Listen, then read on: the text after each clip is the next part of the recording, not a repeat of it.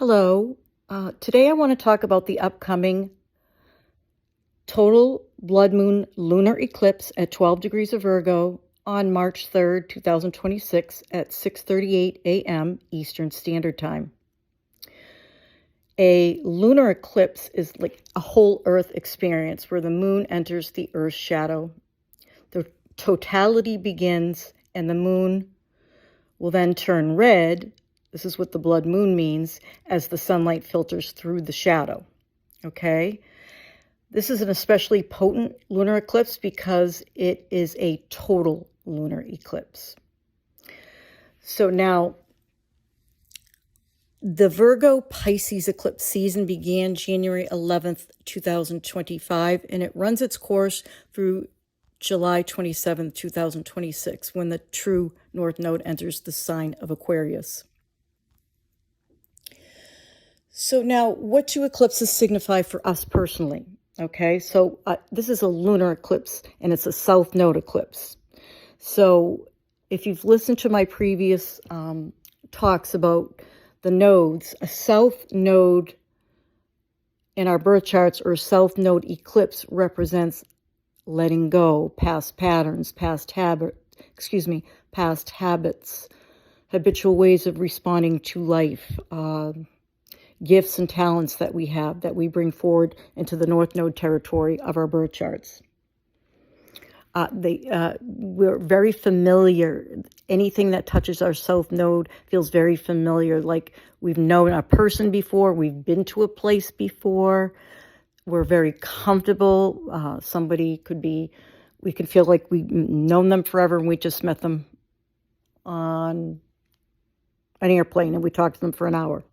So South Node, though, in astrology, a South Node eclipse signifies not only a culmination, illumination, and revelation. It signifies that there's a letting go, a cycle of releasing. There is something in our lives, if it's not working anymore, we are meant to let that go as we evolve into the new opportunities that are coming with the North Node, okay?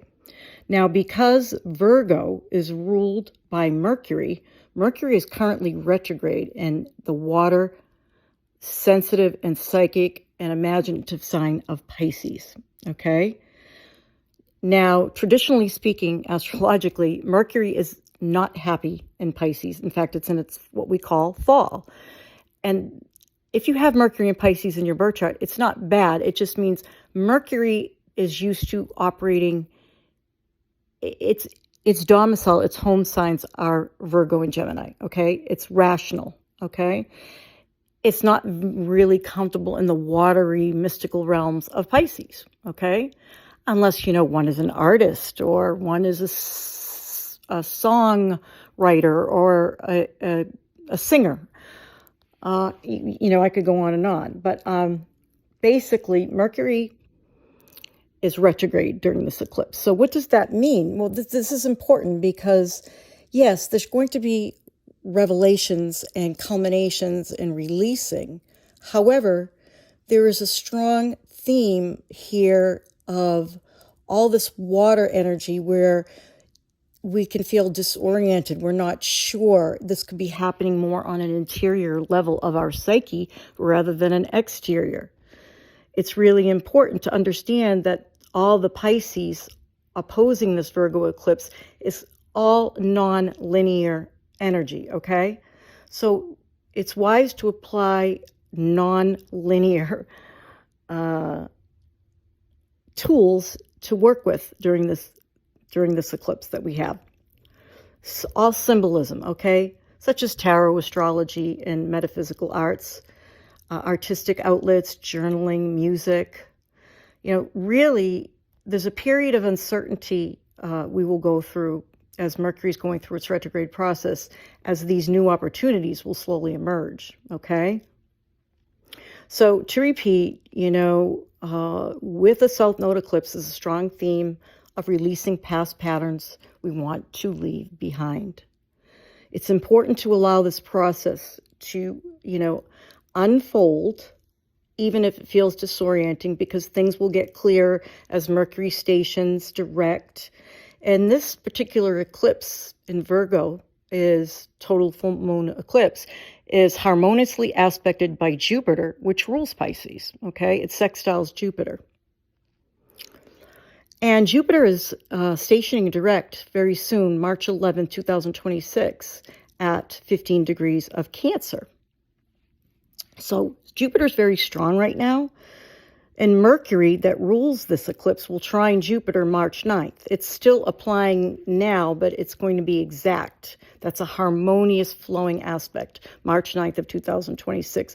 So there's a positive spin to this eclipse, okay? There's an opportunity here for good, positive opportunities.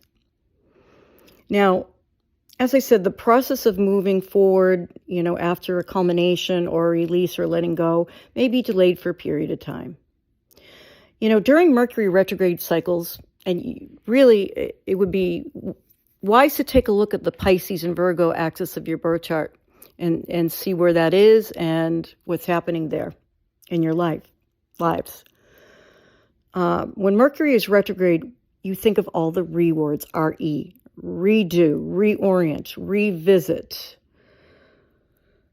It's time to, back up our appliances, our computers. It's time to recheck reservations. And, because Mercury in water sign of Pisces and retrograde, that is not very rational. In fact, I can give you just a quick personal example. I've had packages not delivered to me that say they're sent and that they met the customer and I wasn't even home and they're missing. A perfect example. So you have to really double check everything.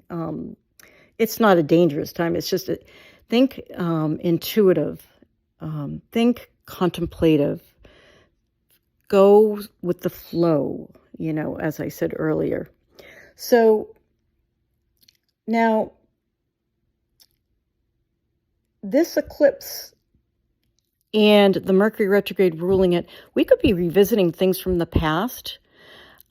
People and circumstances may reappear from the past.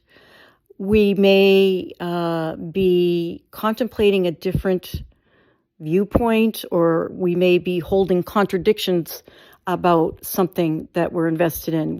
We're not sure, okay? We're going over it. We're thinking about it.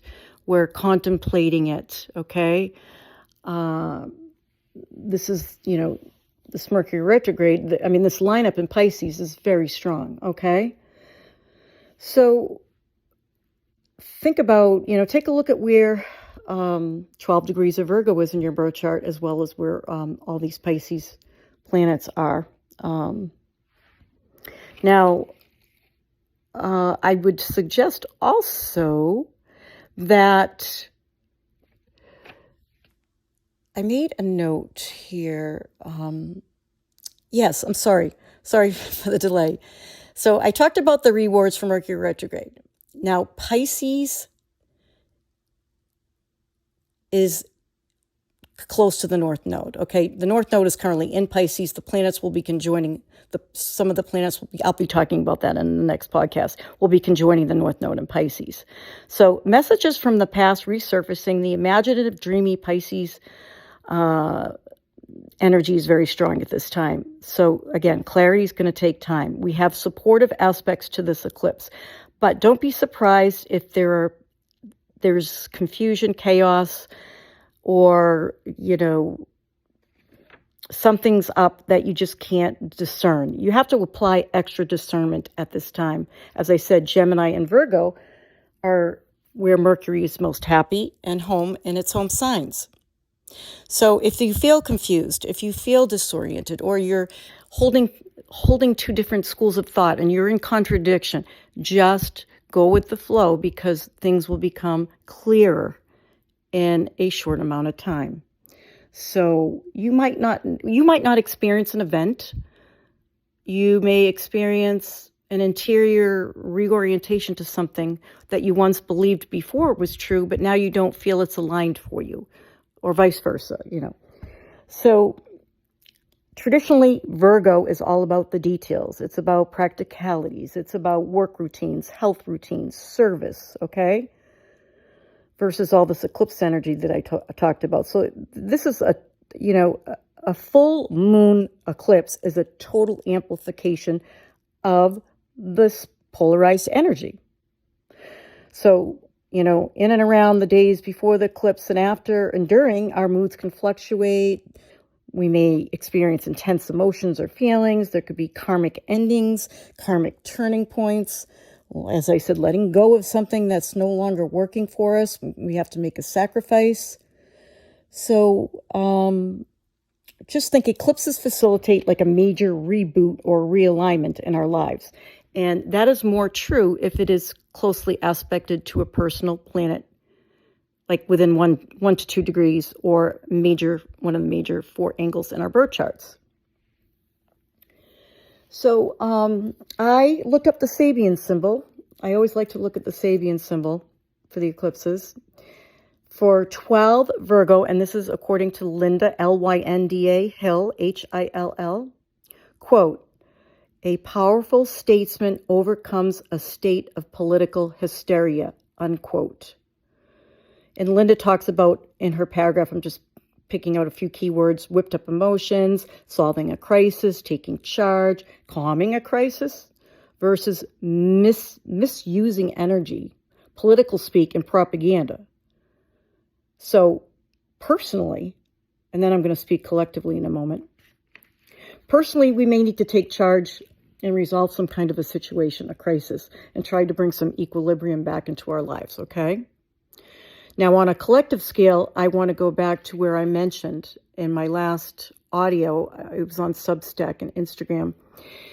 I mentioned before the U.S. attacked Iran, and I'm not a mundane astrologer, and I don't talk politics on my podcast, but we had the eclipse, the solar eclipse just recently at 28 Aquarius.